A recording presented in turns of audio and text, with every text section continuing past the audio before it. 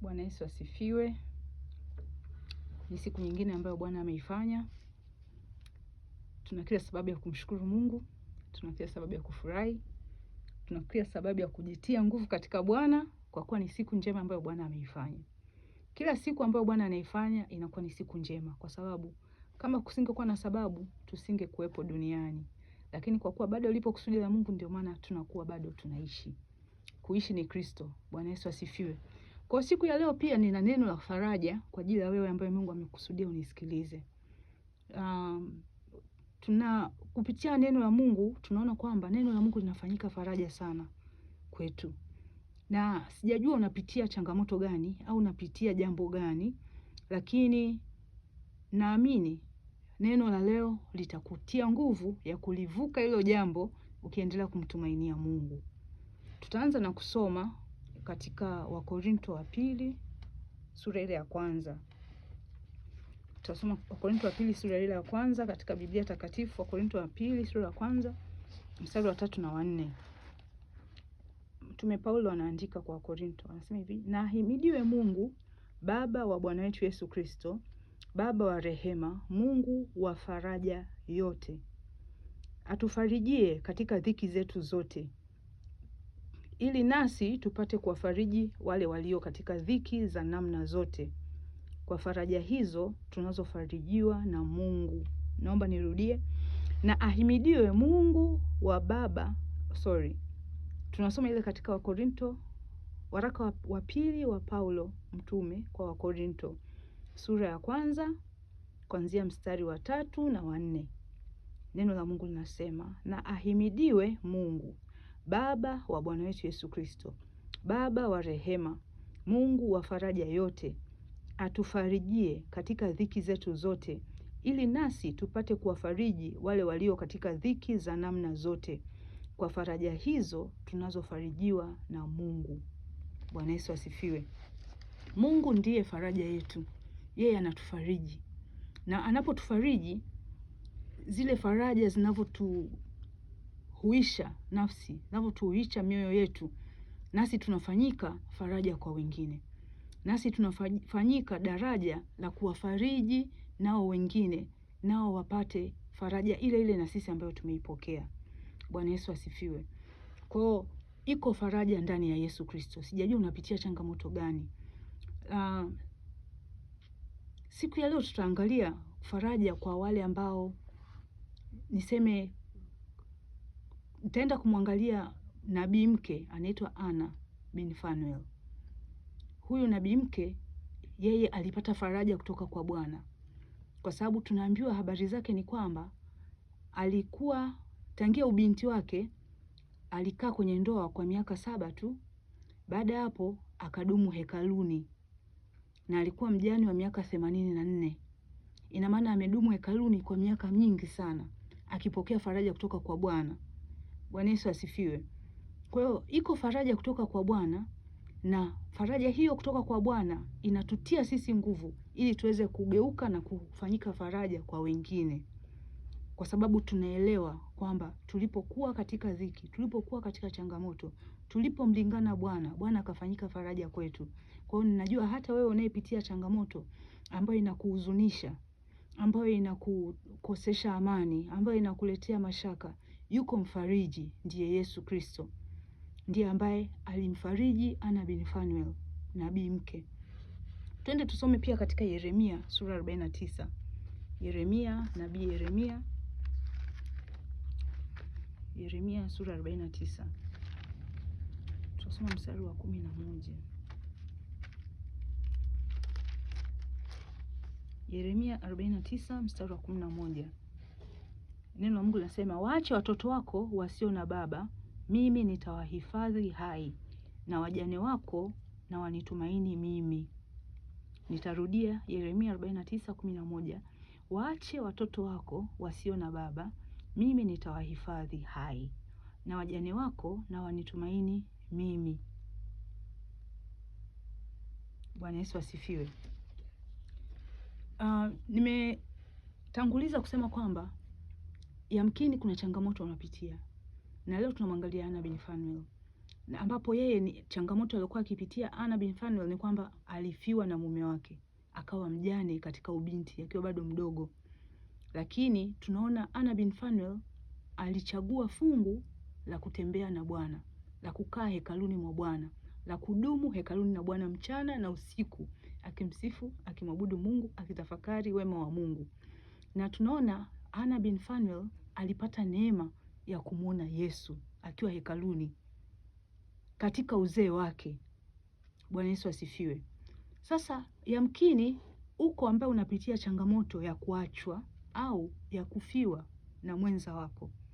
Unajua maisha ya ndoa, kama Anna bin Fanuel alikuwa kwenye ndoa kwa miaka 7. Ile miaka 7 sio bure, huwezi kusema ni miaka michache. Maisha ya ndoa, mnapokuwa mmeungana, mmekuwa kitu kimoja, mnapotengana, iwe mnatenganishwa kwa mauti, yani mmoja amefariki, au hiyo tu ni changamoto ambazo zimesababisha kutengana, yule anayebaki habaki vile vile, kuna kitu kimepungua, anakuwa ni kama tuseme nusu ya mtu kamili kwa sababu nusu yake ameondoka, iwe ni mauti au iwe ni kuachwa. Ina maana hayuko vile vile kama ambavyo kabla hajaolewa. Na saa nyingine unapoachwa kwa kufiwa na mume au kwa kuachwa kwa ndoa, talaka labda, saa nyingine mawazo au niseme maisha yanakupa kutafakari mambo mengi. Unaweza ukawa unaona kama vile kuna options nyingi au vitu vingi vinakujia sasa. Pengine kama ni binti una wazazi wanaweza wakakushauri urudi nyumbani. Ina maana Anna bin Fanuel alikuwa na option ya kurudi kwa wazazi wake, akae asubiri pengine neema ya Mungu itakuja apate mume mwingine.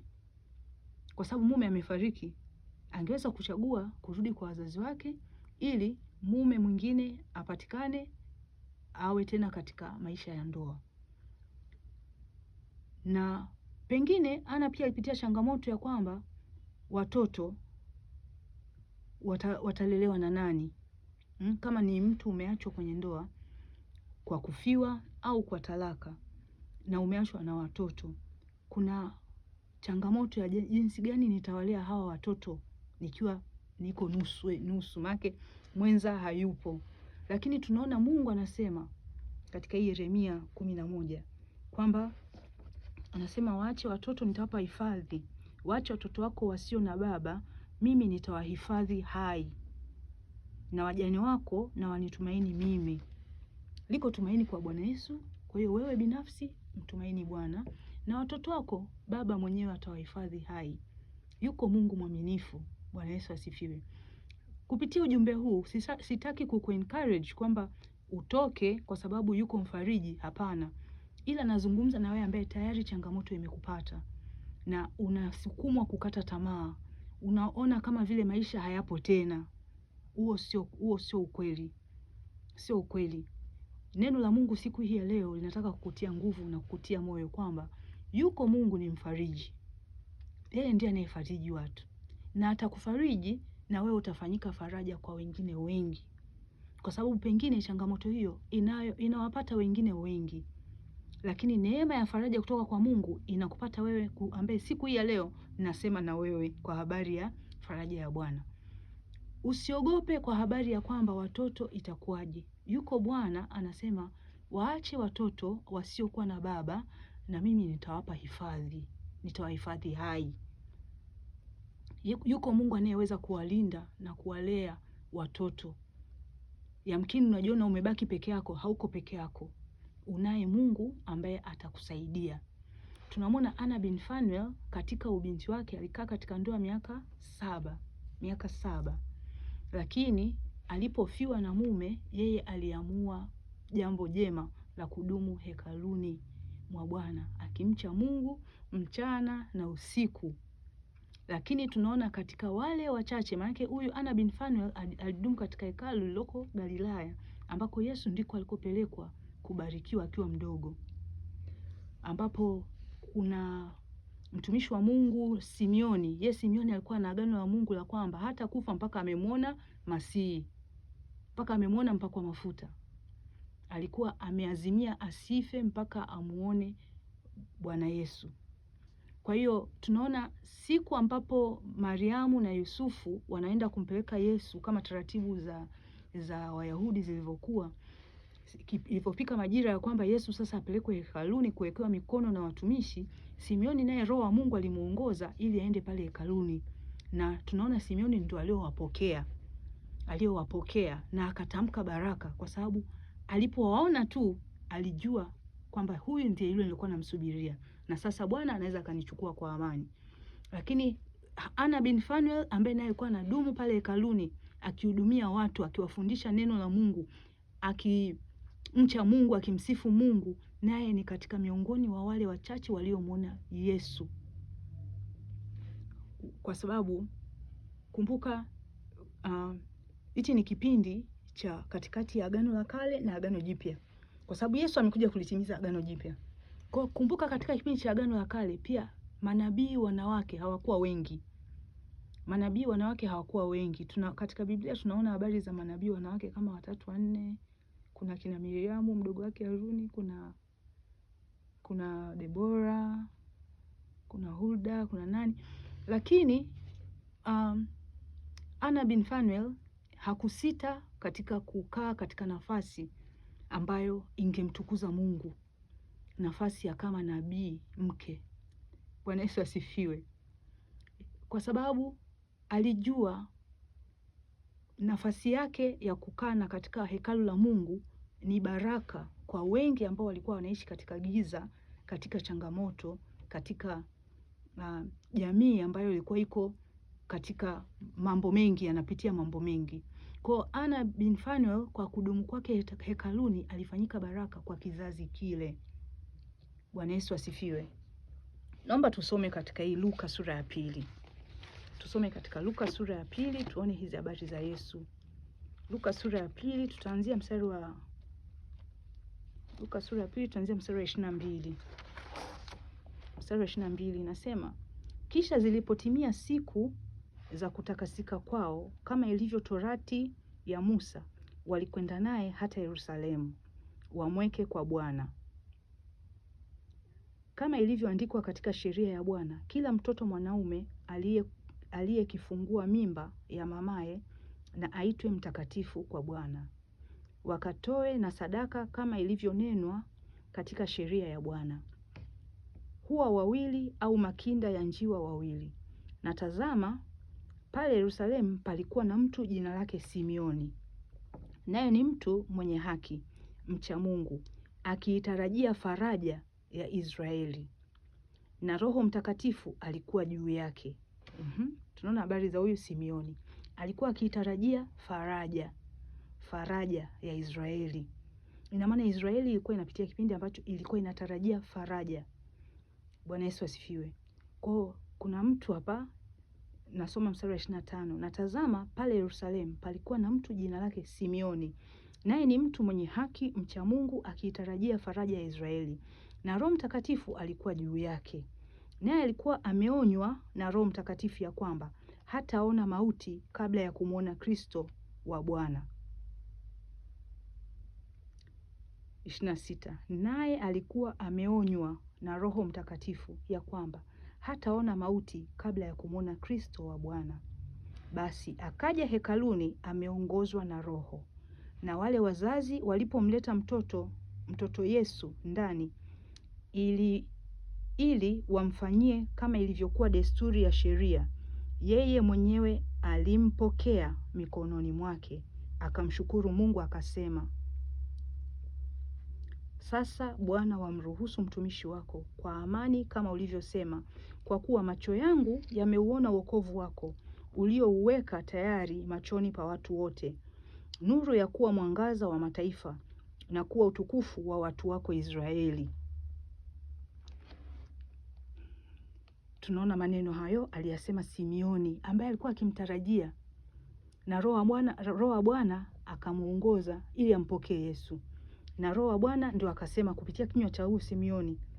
Simeoni akawa anasema sasa alipompokea mikononi mwake, akamshukuru Mungu akisema, sasa Bwana wamruhusu mtumishi wako kwa amani kama ulivyosema, kwa kuwa macho yangu yameuona wokovu wako uliouweka tayari machoni pa watu wote, nuru ya kuwa mwangaza wa mataifa na kuwa utukufu wa watu wako Israeli.